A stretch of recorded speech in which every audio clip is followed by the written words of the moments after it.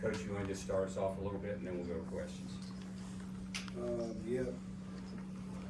SMU shot the three ball well. I thought they did a good job of, just capitalizing on a lot of our mistakes. We had 22 turnovers, and they're not even a team that's trying to turn you like that, and I think that's probably the most disappointing thing. My team, we have a theme. When we share the ball, we're pretty good, but we got to share the ball from the start. When we don't share the ball, it's how we look in the first half. SMU's a team that's really good. They got, guys that are steals guys. They play in gaps. They do different things, and you got to get off the ball. And, we just didn't do that, and we put ourselves in an insurmountable hole, and we couldn't get it back. So, again, if we're going to do that, it's going to always be hard for us to win games when we just don't share the ball with each other. Kelly, go ahead. Damon, 15 first half turnovers, and I think you had one steal in non-garbage time, I guess you would call it a game, 2 for a game. Just kind of what's going on in that seems to be killing you guys in terms of just the turnovers and then not getting them back on the other side. Just don't take what's there. You got to hit singles. For whatever reason, we try to hit home runs, and you just don't do that. You can't do that against a team that's a heavy gap team. That's what you got to give. You got to take what the game gives you, and that's the disappointing part about everything. That's 2 games in a row where we, to me, put ourselves in the hole with our offense. Everybody talks about teams that score points and things of that nature, but here's the reality of it. I really don't care what sport you're in, right? If you're playing basketball and you have live ball turnovers, so a live ball turnover in football, that's like an interception return for a touchdown, that's a pick 6. Man, them are killers. They just kill you. A fumble recovery, pick up, and go. Like, that's the same thing. But the difference is that it just multiplies in basketball, and now you got a 4-0 run, 6-0 run, 9-0 run, 12-0 run, and you look up and, you're down 32-13 or whatever that is, and, it's hard, and, you just can't, we don't have the wiggle room to put ourselves in those type of holes, period. Go ahead, The 3-point shooting by SMU, did that surprise you how on they were? I think they were 8 of 14 at one point, like just killing you from outside with even some of the contested threes. No, what surprised me was that we didn't run them off the line, because that's what we talked about. So we knew that listen, the one thing about SMU, they're not trying to trick you. They have a really good 3-point shooting team. First play of the game, we go up, we get a layup, we come back down across who we played against last year at UMass. He comes and we close out short on him like he's not going to shoot a 3-pointer, and he's 40 plus on the season. Like, at this juncture of the game, the numbers are the numbers. They say what they say. So that means you got to honor it, and he got enough attempts to where you got to, make him a driver. So we got to do better with understanding the assignment. And that's each and every game. We don't have wiggle room. Again, we don't have wiggle room to be looking back and saying we'll get that back. No, we can't get that back, because what happens is it just starts to bleed into the rest of the game, and that's what happened. With the turnovers, one of the things that seemed very noticeable is guys just not catching the ball cleanly, even on balls that didn't get turned over, fumbling the ball, not maybe thinking too much. Or what do you contribute to the inability to just catch kind of simple passes and make their moves? Not really for sure, but we got to see the ball to your hand. I mean, it's part of the game, and a lot of times, you got to slow down. That goes into me saying you have to hit singles. You got to catch the ball, and then you got to make the next read. You got to catch the ball. You got to see what the next read looks like. Like what we did on Tuesday, Syracuse offensively, and what we did, tonight is unacceptable if we want to win games. It happened before the break, and I said it. Everybody will look at the defense and say, "Oh, the defense, it looks like, you know, SMU's hitting threes and doing all that stuff. No, that's not how it starts. How it starts is a live ball turnovers. Quit turning the ball over. Just quit turning the ball over. You know what? You can throw the ball in the 30th row and set your defense, and you got better action. But when you have live ball turnovers, it deflates you. It does. It deflates you. It deflates the team. And so we got to just learn from this. And, man, we come back tomorrow, we got to get after it. You know what I mean? Like, we don't have time. Like, I seem a little irritated because we just don't have time. Like, the sense of urgency just don't seem there. It's like we got tomorrow. No, we don't got tomorrow.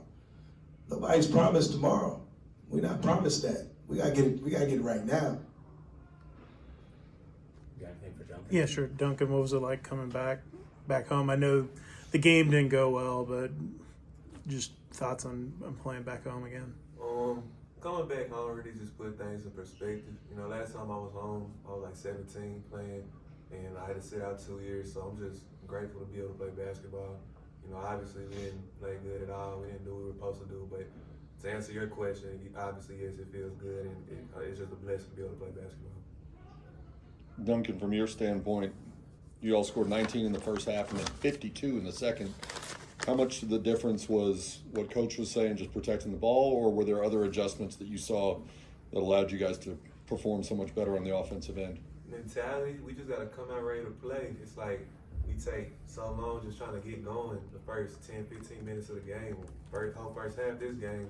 Second half, we was in the locker room, said we was going to play all out, and that's what we did for a majority of the minutes in the second half, and we, you know, kind of chipped away at the lead. But to answer your question, yeah, we just kind of come out slow and lethargic sometimes for the first 10, 15 minutes. Anybody else got anything for Duncan? I'll let him go. You got something? Sure. You guys were playing really well for a stretch there, and you've played well against some ranked teams this year in halves. Is it frustrating that this is not going the way you wanted to? As in these last two road games, you guys aren't maybe capitalizing on the momentum you had built at home, before. It's definitely frustrating, but it's just part of the sport. You know, you have ups and downs throughout the season, and we had a stretch a couple games ago. We started to find ourselves. Went to Syracuse, kind of lost it a little bit, and then, you know, you got two back-to-back road games. You lose to a team, you know, we could have beaten Syracuse and then have another road game against SMU. It's just hard to come in and win whenever you're compounding mistakes like that on the road. Thanks, Duncan. Anything else for Coach? Coach, SMU changed the starting lineup, started Harris 3 instead of one of their other bigs. Does that change anything from what you've planned for? How much does kind of a different starting lineup do for you to open the game? No, it didn't change. You know, I guess, and I'm not here every day, so I don't really know. But when I seen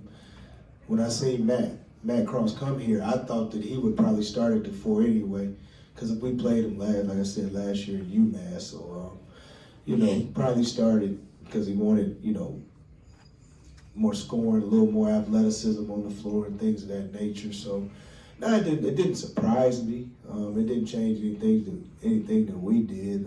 I guess maybe for us, it could have slowed the tempo a little bit, even though Chihura is a good shooter and he came in and he shot the ball well. But no, I mean, it didn't too much change things for us.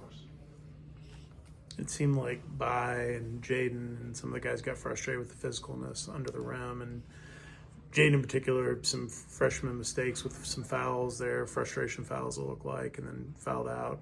Just kind of how do you coach them through those moments where they're maybe not getting a call, or definitely his body language was not good at some points where he didn't get a couple calls around the rim. Just how do you kind of work with that? Jaden, I think he's going to have growing pains.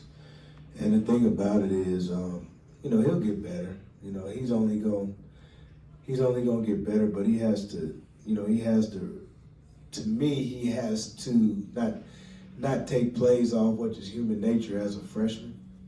And I think it goes into the complacency of our team at times. And, he has to be better, but we have to be better. And I think that, like, a lot of times a freshman is a reflection of what he sees. And I think tonight, you know, it was hard for him because he looking around. It was hard for everybody else, you know. And with By, you know, to me, like, you know, we gotta get back to work. Period. You know, and you know, it's figuring some things out. You know, but we all have to go home and look in the mirror, and you know, he has to do the same thing. You know, we don't need him to be, you know, a 20-point guy, but we need him to be more active in impact games on both ends of the floor, and that's what I've been telling him. You know, I don't need you to score 20 points, but you have to be more impactful on the court, and that's what he's missing from his game and time. And I told him that when you're searching for that, that's nothing but energy and effort. Do you think you're just missing that alpha personality on the court to get these guys engaged early in games, or to settle them down, or whatever? You have two younger guys sort of in leadership positions, and then some guys like Lance who maybe aren't super vocal. Like, is it just that vacuum's not there for you right now? Like, you have a vacuum there in terms of that on the court? Well, voids are voids. You know, it's too much season